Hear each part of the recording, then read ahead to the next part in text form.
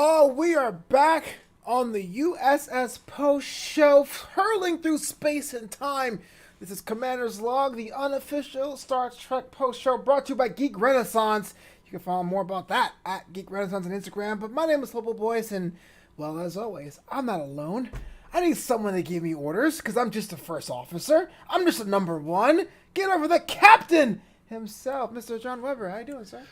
Commander Boyce, you're the best damn commander in the whole damn Starfleet. And let me give you a little Trill love. Boom. Oh, snap. We're going to Trill, y'all. Road trip.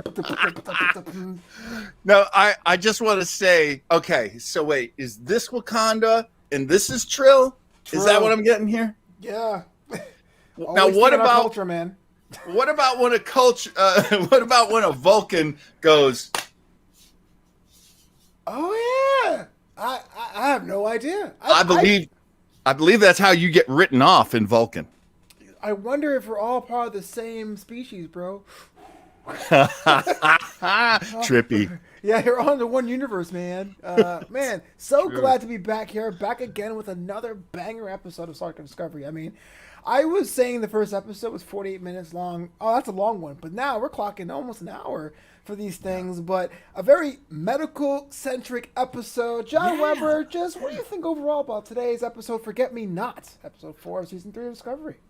You know, I have always loved about Discovery that they will rush through things that other shows take a long time to get to. So really quickly, we get into the mirror universe in season 1.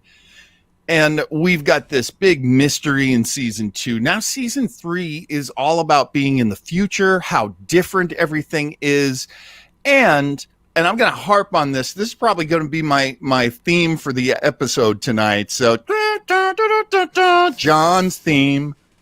That's my theme too, John's theme. Had no idea what that was. Yeah, I know. I just came up with it. Never work with an improviser, Flobo. It's a mess. Oh, man. Here's the deal. I think we're at the point where it's all about the crew now, which is crazy because that happens almost immediately in every Star Trek, where we get to meet each crew member and their issues and a piece of their history. And here we are in season 3. It's never been more new. The universe in Star Trek has never been more new and unseen than it is now. And yet we're so introspective. And we're so about the people that we're meeting. And that's kind of beautiful. I really love how it's turning out. Yeah, it is funny. That was one of Discovery's weaknesses. It's not about the crew, it's not about Burnham. That's my detector voice, you know. I also am not good with voices and musical sound effects. But you're right. We are seeing the crew work and interact, and we'll get to it a bit later. You know, the challenges I thought Saru would have as being captain will be more like what to do if an asteroid is coming at you at the same time there's a gun to your head. But he's dealing with a whole other set of challenges as being captain, and I guess that's kind of cool. That way you can underscore the relationships between all different members of that crew. Also, kind of a cool treat having Dr. Kluber doing the medical log supplemental. How about that? And this is really something too, because you know, this is a personal thing, but very Star Trek related. I remember, as you know, my favorite series in the whole Star Trek universe is Deep Space Nine. And a lot of that has to do with they set up a lot of things and then they changed them a little better. And a little bit later, and I would say they made them better. And one of them was Dr. Bashir, who was a character who was naive and sort of young man-like. He was kind of like the Wes, you know, he's kind of like the Wesley of Deep Space Nine for a while. You know, he's the young. Shut up, Wesley. Shut up, Dr. Bashir. You know, making his way through, learning a lot of stuff. You know, however, then we find out that he was genetically modified to be super intelligent, and that's illegal. Because of Khan. True. And there's this whole cloud over his head from that point on. He's a semi-tragic figure from that point on. He's cursed with this illegal power that he has. And every time he uses it, he reminds the Federation that he shouldn't have it. And it's just kind of wild how it all works out there. And now with our doctor, Dr. Adair? Kluber. Culber. Adair is right. Adair comes later. Dr. Culber is so, because he went through that weird getting pulled into the other universe and basically tortured and treated like a monster, and had to spend so much time going through so much pain and disorientation. This guy has a lot of soul. He's got a lot of mileage on his soul. Yeah. And it makes sense that they have no counselor. So who's going to fill in? And it's got to be someone who's got that mileage. Yeah. Yeah, jumping ahead a bit, that scene when he had the tablet telling Surreal, like, look, man, they're totally, physically okay. But healthy they are not. Really brings us home that, Cooper was like the thread line through this one, because both A and B plot had a medical spin to it. So let's get into it, man. This is interesting to me because the only Trill I was open to was Dax. And granted, for those of you who are watching this now, I'll admit, I'm in this part of my life. I'm only up to season 3 in Deep Space Nine, so something could happen. Although I will say in season 1, Dax was kind of like, yeah, I'm a Trill, whatever. And by season 2, it was like, Trill, not a science guy. Trill. But that's besides the point. We're going to Trill, man. I never thought what Trill would look like. I was interested to see what was going on because Adair wants to know what was going on with the symbiote in her system. Yeah. Wild, man. And because we're helping her out, we do get more from her this episode. I was gonna call her Leslie Crusher because she just felt so much like a girl Wesley to me, even though non-binary. So please, go ahead, take me to task. They use the she pronouns. I mean, she is a she in the show. They use she, and so that's okay. I'm not trying to label her or hold her in. I honestly love about Star Trek that we're going, hey, this person is like this. Not all black people are like that, all white people are like that. This person's like this, and this person's like that. That's reality. Is that your Santa special? All black people are like this. All white people are like this. It's really easy to explain racism to people because people will always be like, well, I'm not racist, but I'll tell you what, all those Mexicans sure love Mexican food. Well, right. Mexican people love lots of things and lots of different kinds of food.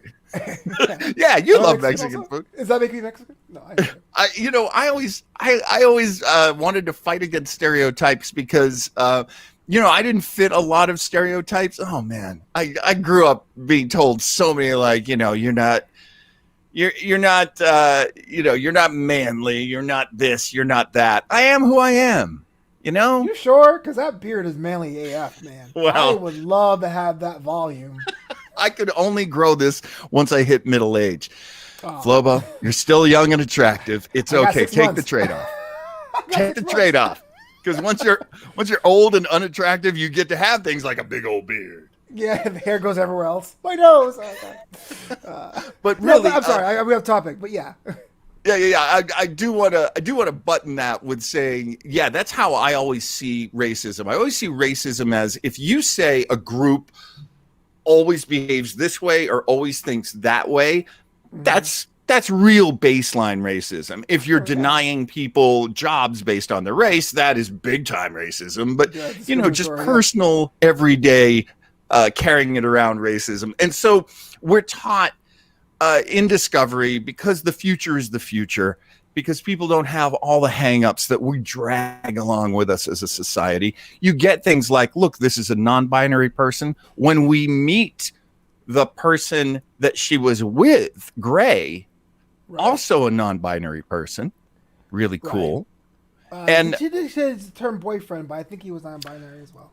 Boyfriend, and that just goes to levels of what's your pronoun. I learned this when I was driving Uber, when I was captaining my Uber. The road chip.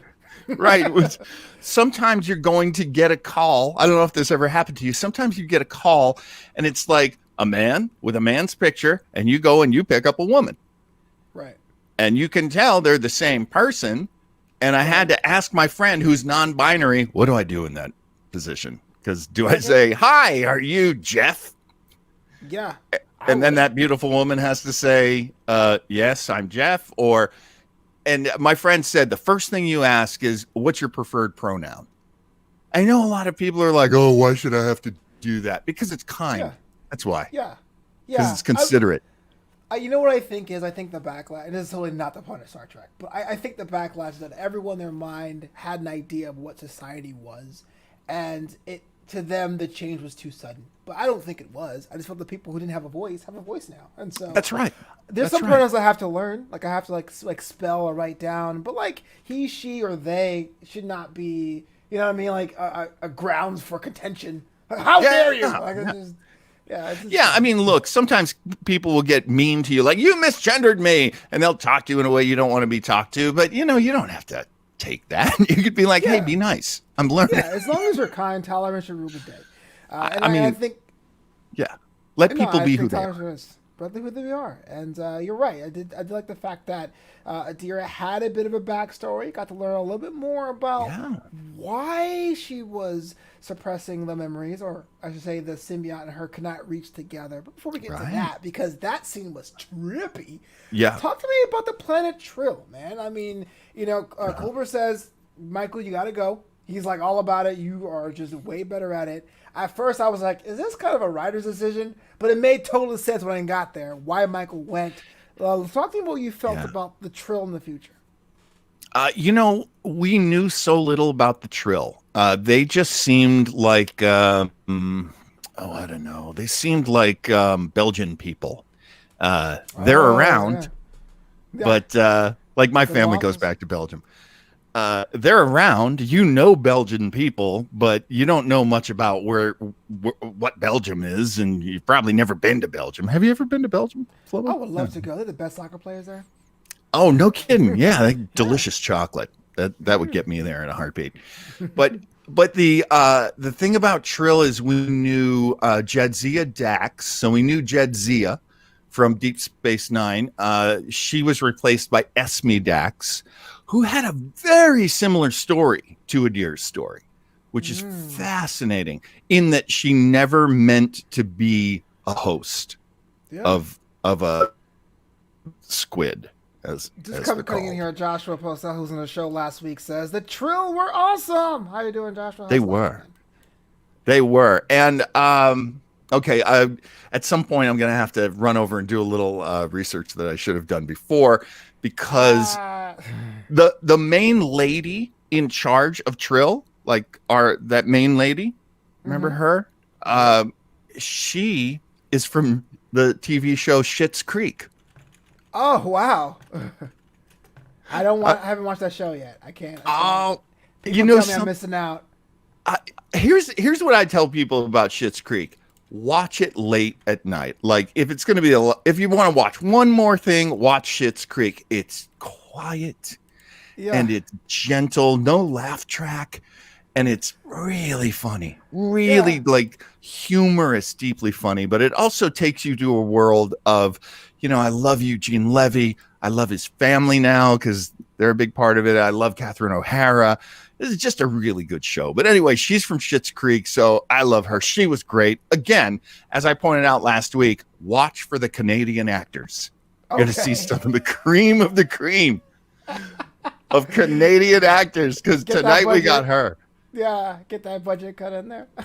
Yeah, well, I don't know. I've never worked in Canada, but I have heard many friends tell me, it's real low budget up there. They don't pay much for actors. I bet that. I mean, whilst you have all the CW shows there. Right. But it seemed at first that they were going to get turned away. It seemed that they weren't worthy to be even the fact that Trill had been decimated, it seemed, and they needed almost any help they can get. They looked at her like, I don't know, she don't know all her names. And it really took an insurrection from an elder, Guardian Z, to actually step up. No, I know we talk about allegories here in Star Trek, but there's something that Right? seems very modern day about this exchange. I don't know Yeah. what pulled at you about this whole thing, the rationale that Trill had at first, being like, no, we don't want to deal with that. Oh, well, one of the things that they have dealt with earlier about the Trill is that of the Trill. So if you and I were Trill, we wouldn't necessarily be good enough to be joined with a symbiote. We would have to really work hard, study, learn the way to do it. You know what? You would be. Thank you, man. No squid would want to be in this mess. This Like, mess. oh, good Lord. It's nothing but Reese's peanut butter cups in here. Sounds pretty legit, man. I like this. But the idea, and they mention it, you know, they talk about it. It's very much one of the principles of how they react to this human. A human has been joined up with a host, that's with a symbiote. That's never happened before, and things are going wrong. And I could have guessed. Did you see it coming where they were going to be like, no, we have to take the squid out of you. You are not worthy. Did you see that coming? Because I knew that immediately. I thought that only because of the few episodes of DS9, the early seasons, where it was kind of like, you know, I studied, I trained, I ate really well, you know, I did my tic-tac-toes and helped me across the street. So I totally see that being that. But again, I'm also a Green Lantern guy. When, and I guess this is what I pulled from it, when you get the ring, it's because the last Green Lantern had perished and you were just in that sector and you are considered worthy. But then no one says when you join the Green Lantern Corps that people are going to like you. So there's always a dynamic being like, oh, the ring chose you, but you're not one of us. So I don't know. Yeah. Right. It's the, I know his name. And I mean, John Stewart was one of the alternates, one of the Earth alternates, but Guy Gardner. Oh, your boy, the redheaded Guy firebrand. Gardner. My boy. I hate Guy Gardner. Jingoistic, xenophobic, red I blood hate American. that. He's a butthead. He's a meathead with his bowl cut. Ugh. Guy Gardner. I like his jacket. I can't lie, But I think the ring didn't know humans, so it was going by. He was without fear. He was extremely brave. But wasn't he in? We're spending so much time on this. Guy Gardner was not worthy. He had the ring. That was very like this because they're looking at this girl. They're looking at this girl, and they're saying, you know, oh, and we also find out because of the burn, there aren't that many symbiotes left. right. I think she might be one of a very few. I don't think she's the only, but she's one of very few. Makes sense. Yeah. And that to them is like, if you are, you know, just one of the greatest Trills ever, that's when you get a symbiote. So, yes, there's a huge conflict there. And I was very happy. Identity politics. It's so ugly. I was very happy that for once the bad guy wasn't the old white guy. It was the young white guy in there. You know? That he was the believer. That he was the guy who was like, this is a good thing that you're here and we want to make so much out of this. That's good, but you know, everybody else is like, cough out that squid. We want it back. Wait, can I challenge you here a bit? Because this is going to be really ugly. Does it bother you that in most postmodern entertainment, there is the trope of the old white guy being stuck in his ways? You know, I don't take it personally because I see myself as a, I won't lie to you. I see myself as a shaman, really. I see myself as a healer and a person who builds bridges. So I don't take anything personally when people go, oh, you know, the old white men are ruining the world or whatever. Yeah. Like, yeah, I see that. I see why you would say that. And, you know, I'm also one of those people that if you say all white men are terrible, I don't take that personally. Because so I can take it to a comedy club when things open up again. That's all we do. It's just, exactly. What's the deal with old white men? No, I'm just exactly. No, but that's the thing. Like, I don't take it personally. If someone were to say, you make things worse, well, okay, I'll take that personally. It depends on the context, yeah. And every once in a while it happens. Every once in a while, you know, just talking about being at stand-up clubs. I'm big, so I get picked on a lot from the stage. Oh. There was one comic who was like, sir, do you have erectile dysfunction? Because I know that happens in men your age. Yikes. And I said, I'll Hell go yeah. up there on that stage and perform a sex act on you right now. How about that? It's a matinee show, sir. You're making a scene. No, I'm just. Yeah, I know. Everybody in the church gasped. So, Never should have done that during a church show. so Adira, at this part in time, knows only to make a mean Bajorian Hesperod. And I remember quoting that, because I looked that up, and it's basically a burrito. So I'm all about that. They decided after the fact to hit the caves to find out what the deal is. And can you connect? Okay. Loved it. Loved everything about it. But if that were me, and the only barrier to knowing who was to jump into a hot spring, into a cave on a foreign planet, I'm like, you know what, bro? Just if you can't scan this, we good. Like I don't know. Like it takes a leap of faith, doesn't it?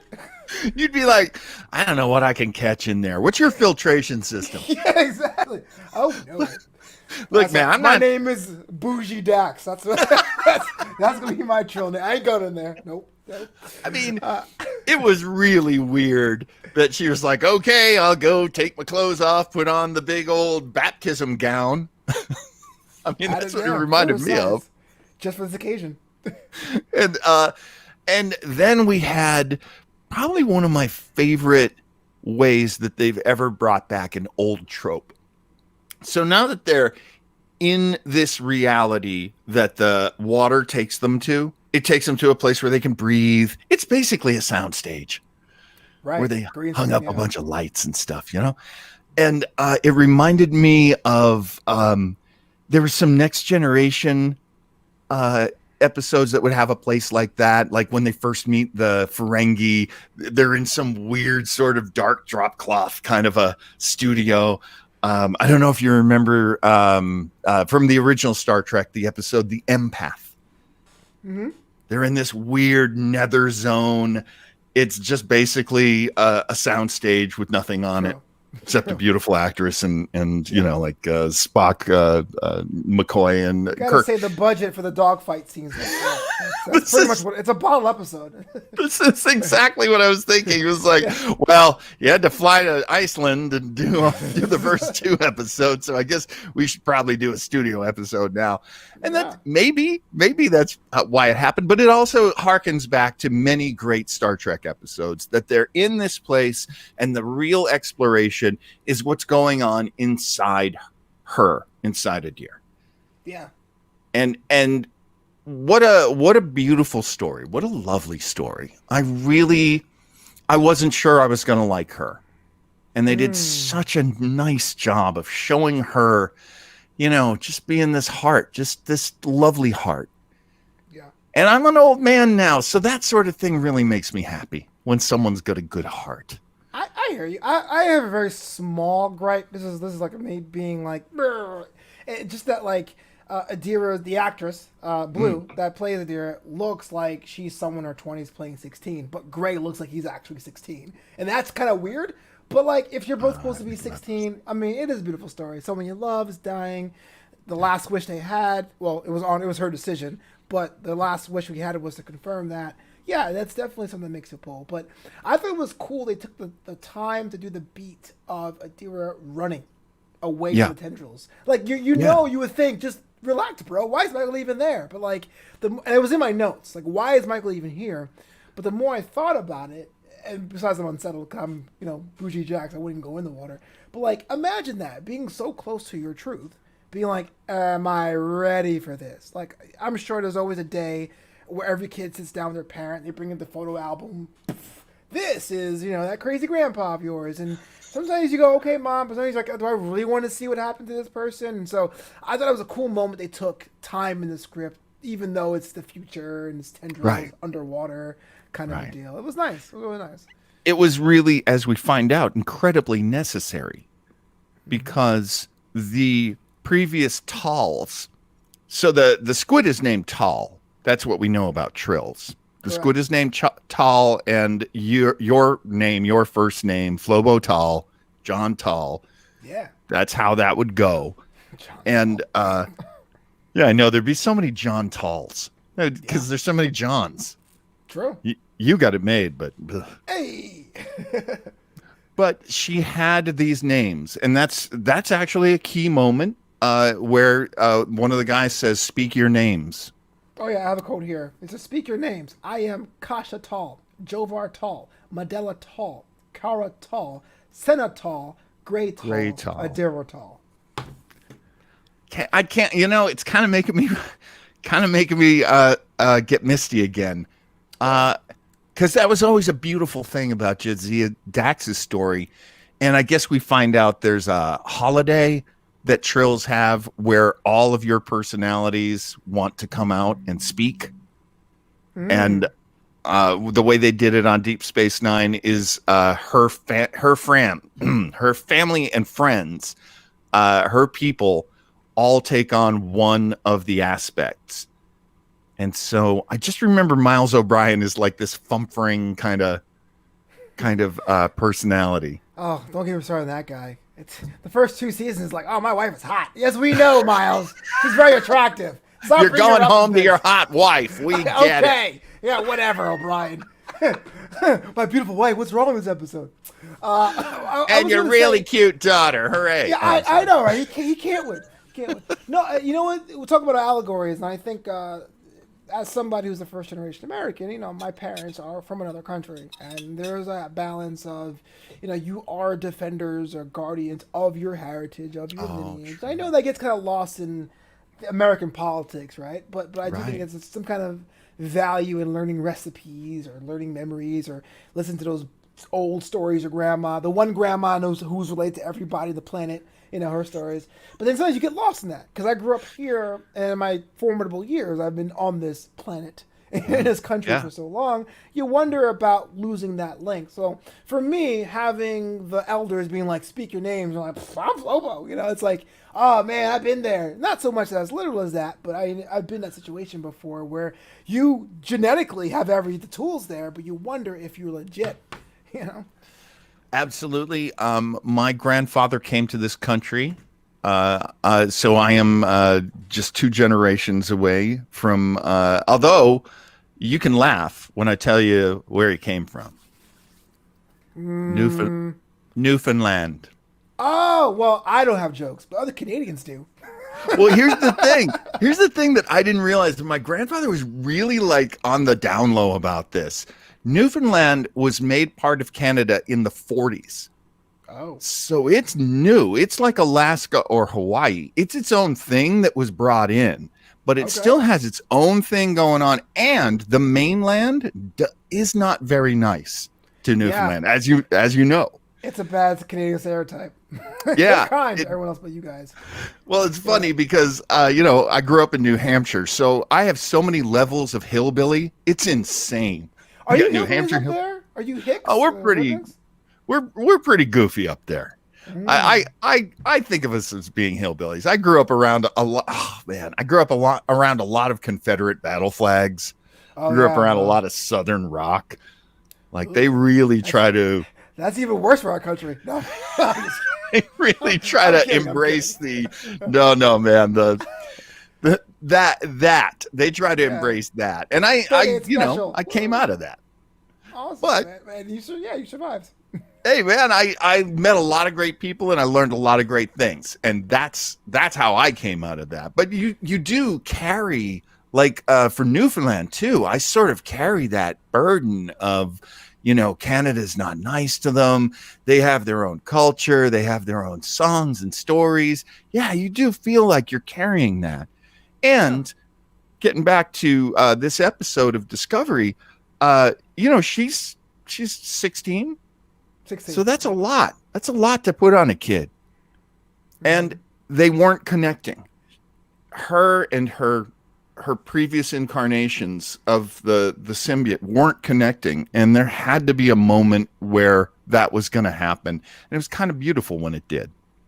It did, and with the flowing in the memories, there's coordinates for the Federation waypoint, which will probably be next week's episode as part of the trailer. But Gray is in the mind of Adira? What? Okay, so this is... All right, so let me ask you if this bothers you at all, because it does bother me. Hell yeah, it does. No, I'm just kidding. What's up? we've had some imaginary friends in this series. We've had We some have. people that no one else sees. Yeah. I'm And looking at that's a May. little weird. Yeah, May's a big one there. And that's kind of weird to me that we've gone to that well more than once. You Yeah. know? I I didn't mind it as much. But you're right. It is kind of a repeat beat. Only because Adira is not afraid or like, I can't believe you're here, Gray. You know, that could be the very, very same thing. I got a feeling Gray would come in with some like information that they're like, Hopefully. how'd you know that? And it might be a secret she keeps that make it different. But you're right. It becomes one of those things where you don't hear that. I hear it. Then it's like, ugh. You know? Yeah. Yeah. When are you going to tell everyone about this? Like, Yeah. so she's got a secret and she's keeping a secret. All right, okay, whatever. Yeah. I mean, I guess the thing that I could tell myself and I would tell everybody about this is trust them. They're really good on Discovery. Trust them if they're doing something weird. Oh, last week was a perfect example. Here I am going, oh, great. We got another teenager on board. I don't have any teenagers in my life. I have to deal with teenagers on my favorite TV shows. Really? Crotchety old man. You're not wrong. You're not wrong. And yet, just within 1 week, I'm like, don't you say anything bad about that girl. She's like the granddaughter I'd ever had. Fair enough, man. I am worried though. Like if I was Adira, if I was a tall in this case, if I had a significant other that I watched die, but it's there all the time, like that would Yeah. not say it will wear me out, but it's like how could I ever move on? How can I date somebody Right. else? How can I Right. physically have pleasure as a adult human being symbiont thing? Right. Is it going to turn sinister? Is there going to be jealousy? Because, oh, no one wants to see this teenage love thing play out, but it's there. So nothing we can do about that. It's here now. And, Well, we're going to have to see. Yeah, we'll have to see. Dang man, I was totally fine with it, but now I have questions. Thanks a lot, John Weber. Hey, here's what I predict, and it's awful. So I hope I'm wrong, but I predict there will be a lot of times where she sits down with Gray, and they have that moment like at the end of Mork, where he Mork calling Orson, come in Orson, and then Yeah. he basically tells Orson what he's learned. I'm worried that it's going to be like that with Gray. That's Like, all what did we kinds- learn today? That's Well, all Gray, kinds I of learned shit. blah blah blah blah blah. Don't do this to me. Stop. Writers, do the opposite of what John was saying, please. Please, please, all television shows do the opposite of what I predict.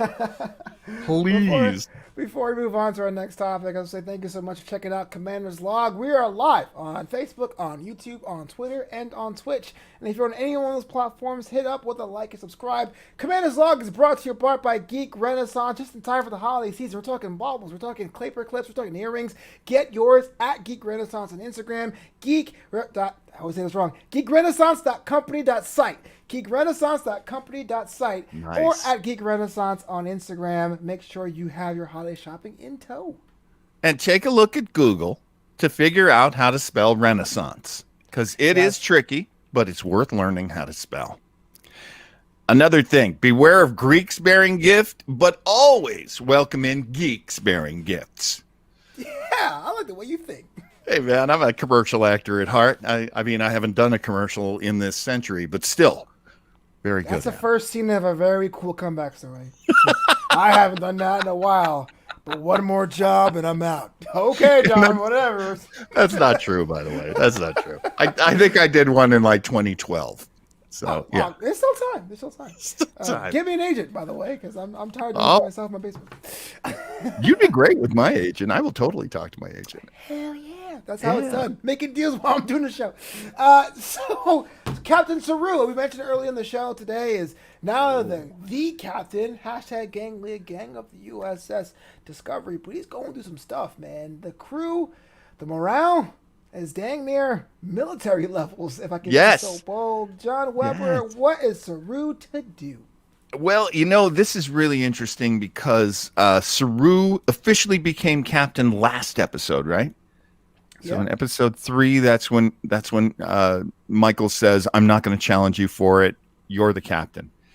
And now he's encountered this unusual help So he's talking to the computer, and then the computer starts speaking to him in multiple voices.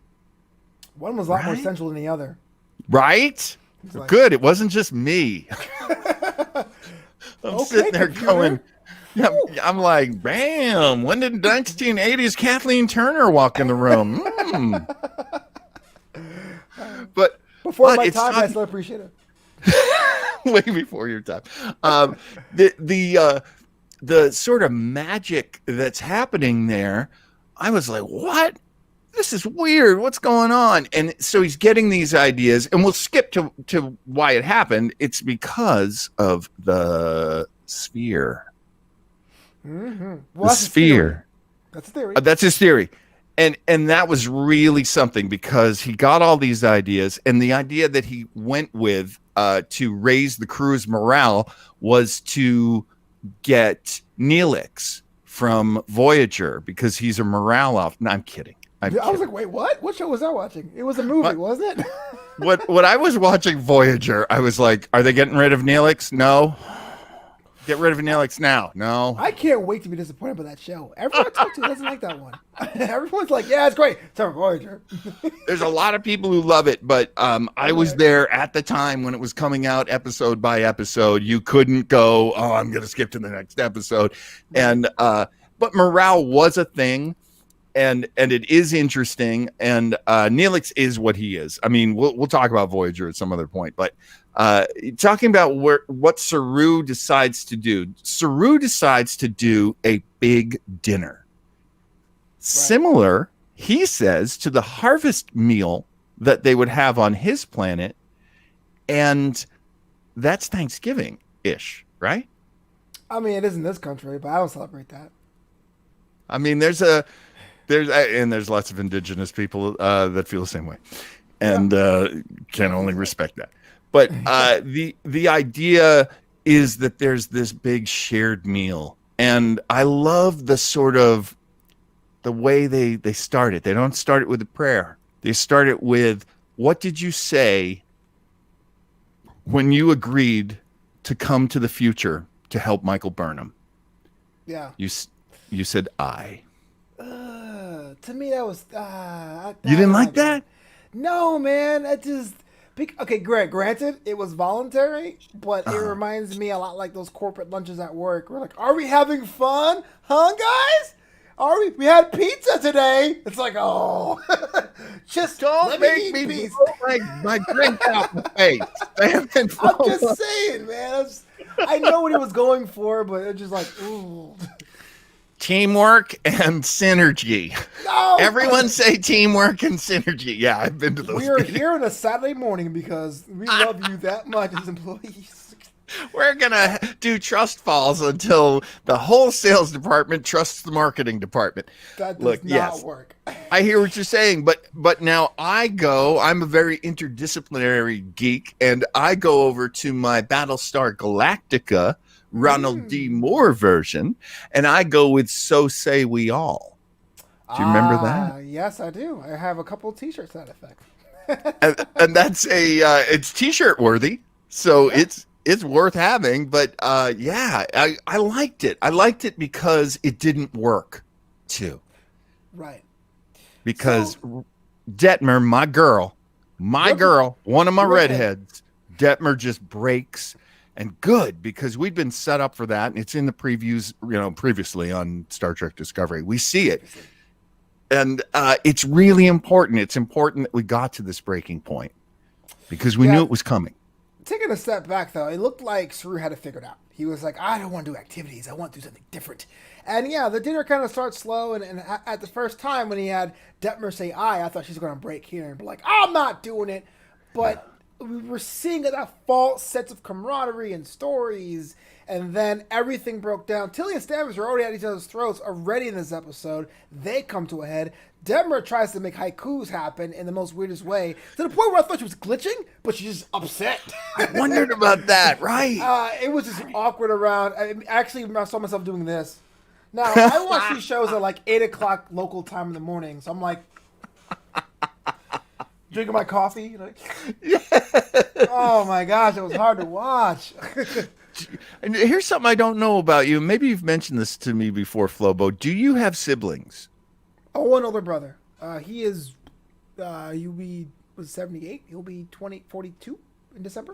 Oh, no kidding. No kidding. So, right. So, how many years between you? 6.5 years. 6.5 years. But he was still around. You still did We was family around, stuff. but with we were never cool. We were like we were at each other's.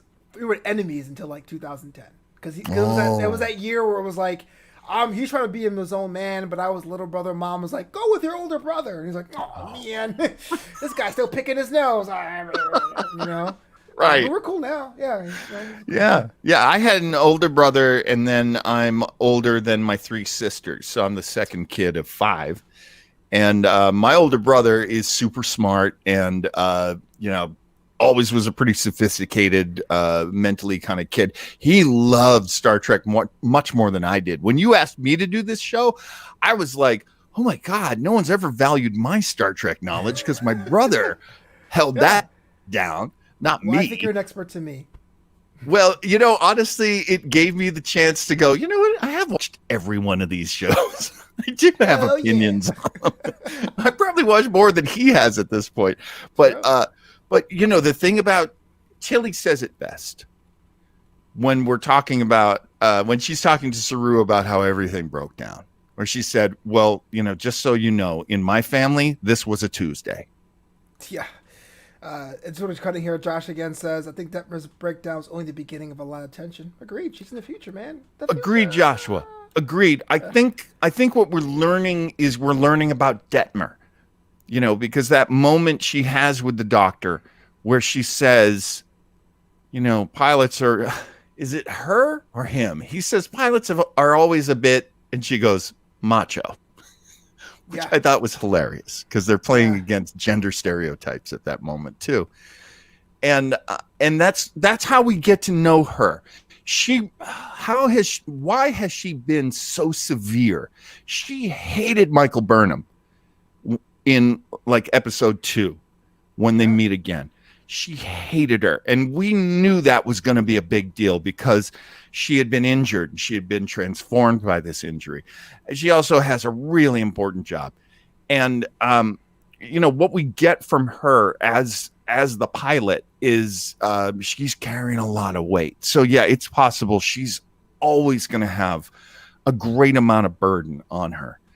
And we'll see. She's interesting. That's my favorite thing about her is she's interesting. We're not talking about Tasha Yar from season 1 of Next Generation. Don't get me started on that, man. Because I watched TNG and I was like, oh, wow, I think Tasha Yar's my favorite character. Oh. And she died so quickly. She got taken out by a glob of oil. And that's it? Like, not even a chance in a sick bay? I was so upset. Okay, I'm so upset. I'm sorry. That was really evil oil, though. It was truly evil oil. No, truthfully, I think if I watched that back then, I probably would have had nightmares. Because Armis was looking pretty scary. But, man, Tasha got like a punk, bro. Okay, that's the point. What I thought was pretty cool about Detmer's journey is that the dynamic between her and Stamets, and who really controls the ship. Because Stamets was the spore drive to the fact that Saru was like, we got to come up with an alternate way, and Stamets kind of took personal offense to that, like it was trying to say a vote of no confidence. But to be fair, you need all the alternatives you can. But then there is Detmer being the pilot as well, and so I like the fact there's a little bit of a crosshatch there for Stamets. Had a bad day between Tilly and Detmer. He's just like, oh my gosh, I can't win. I gotta stop, put myself out, get my head out of my own bum, and think about my other people on my crew because we're all in a giant family. We're all in this together. And they're all like overcoming injuries. And that's not a small thing. I mean, not everyone can relate to that, but as a professional wrestler and as a guy who's generally clumsy, I don't know about you, but I've overcome a few injuries, and it's hard. It's a process. You couldn't pay me to take that. There's no way. Because when I was young, I was 400 pounds, and I was old. So that was it for me. I keep forgetting that this is the all new and improved that we know. All new and improved. I bet you were a great kid, man. I mean, I heavy was a kid or clown, not, man. But I wasn't gonna say let me get thrown for a career. I have weak joints. I'll tell you what, man. The thing about professional wrestling is you get rattled and over and over during the match, and it's the classic, it's not how you got knocked down, it's how you get back up. And that can take us back to this conversation about Discovery too, because they are having a hard time getting back up. True. It's a process, and there is a very Starfleet solution to this, a counselor, but they don't have a counselor.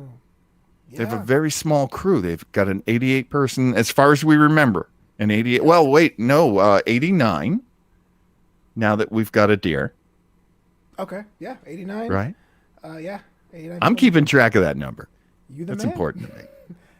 I mean, you know what's funny? Like, I can mock you now, but watch that be a thing, a plot point later. Like, dang it, John Webb was a genius. He was tracking. We have no idea what's going to happen next episode when they meet the Federation. Right. We don't know if they're going to get more crewmates. We don't know if they're going to lose somebody. We don't know. So it's very important that we keep track of where everybody is right now. And as a captain, of the USS Post Show, I have to tell you, every life. Well, because you're the guy who does the away team. You know. Yeah, aye, Captain. Or not aye, we're not pirates. We're not pirates. Well, you mentioned, yeah. Oh, go ahead. Go ahead. The eye thing. It's so funny how that's worked out 2 episodes in a row. I love the fact that there is a little bit that remnant of the military structure there. But you're right. We had some mention of next week's episode. Just overall thoughts and prediction of what you plan to see, what you expect to see next week on Discovery. Well, okay. So we know that they're going to meet the Federation, and the guy that they meet is the guy from the movie The Mummy. So it's going to be good, is what you're saying. I love this guy. I can't remember his name. Is he Canadian too? No, I don't think he's Canadian. Oh, that's a really good question. I should check that out. But he's like one of the stars that they'll hire, just like they hired Michelle Yeoh. Yeah. Okay, for sure. JoJo gets a little scene there too as well. I'm expecting a big episode. Like, this was, granted, a bottle episode with a $3 million budget. You know what I mean? But you can't have people flying through space and tardigrades and molly slugs every week. So This was really more a subdued episode. Cost saving measure looked like, but that only means that you're going to get that giant epic next week. I almost guarantee it. There's no way you can go to the Federation. I'm all for it. That clash of what you think it would stand for plus what you think it will stand for in the future versus what it is in the future is going to be explosive. Yeah, I'm all for it. I find that extremely entertaining and important to have because, look, there's the inside and the outside. They're both important. Tell me what's going on in the universe, but let's find out what's going on with the people that we're working with. I want to see Gene, the hazmat guy, again. I have this. His name already. I got this. The Federation could be like Belgium. It could be all waffles and chocolate for all we know. He's like, "Welcome to the Federation!" Woo! we make watches and some Oompa Pa music. Here's waffles. Don't mind if I do. If I can just dip into my stand-up routine for a minute, when I grew up, the 2 worst things you could be were French or German. French, because I grew up in New England and the French Canadians are just considered the enemy. And, when I was a kid, the Germans were associated with Nazis and they were bad. Yeah. And so people would say, well, your name Weber, it's Weber, it's German. And I'd go, no, it's not German. There's nothing about me that's German. And then my grandfather went to a genealogist, and the genealogist said, well, Weber shows up in France. And my grandfather who's again, from Newfoundland. So he's like a Scottish Irishman. My grandfather was like, whoa, I won't be hearing that. That's not us at all. I don't want to have any of that. No, that's stupid. And so he went to another genealogist. He found out we were Belgian. And I went, Grandpa, you realize he's telling you that we're French Germans. Yeah, exactly. That's exactly what that is. And at that point, my grandfather was like, you can't fight it. That's what we are. Well, we're French Germans. What are you going to do? It's a cool label. I mean, Belgian. It's a cool like, no one has any bad things to say with the Belgians. So it's like, they're known for Strawberries, fine. You know what though? If you ever check out the movie In Bruges, Oh, I love that movie. yeah, right? The writer did Six Shooter, the short film before that. Yeah. Oh, no kidding. Oh no, that's Yeah. awesome. Yeah, yeah. That makes you like Belgium. It's kind of funny that in the intro monologue, Colin Farrell has to literally say, "By the way, it's in Belgium," because no one knows where the hell Bruges is. But that's all the time we have for this edition of Captain's Log. So much fun hanging with John Weber because this guy God. makes me so pumped to check out episodes of Star Trek Discovery and other Star Trek shows, less than Voyager. But other than that, pretty cool. Yeah. Where can the world find you online if they want to stalk you and follow you and do all that crazy stuff? You can find me on Twitter at Hello John Weber. Also, my same handle on Instagram at Hello John Weber. I'm more than happy to say hi. Please say hi. Oh, yeah. This is Commander's Log brought to you by Geek Renaissance. It's me, Flobo. Follow me at Flobo Boys all over social medias. 2 ways to follow me online. Well, 3 ways. Flobito.com. Learn about me as the man. New Amsterdam, KNAW, Amsterdam.com. That's all the shows I'm working on. Get some That's the information brand, about baby. that. And if you want to buy a t-shirt, support the homie at Flobito.threadless.com. Until next time, the U.S. Post Show is heading to warp drive, warp space. I don't really have the thing that Stamets does, but we're going to make it happen. Catch you later. Okay, I'm going out Trill style. Yeah, baby.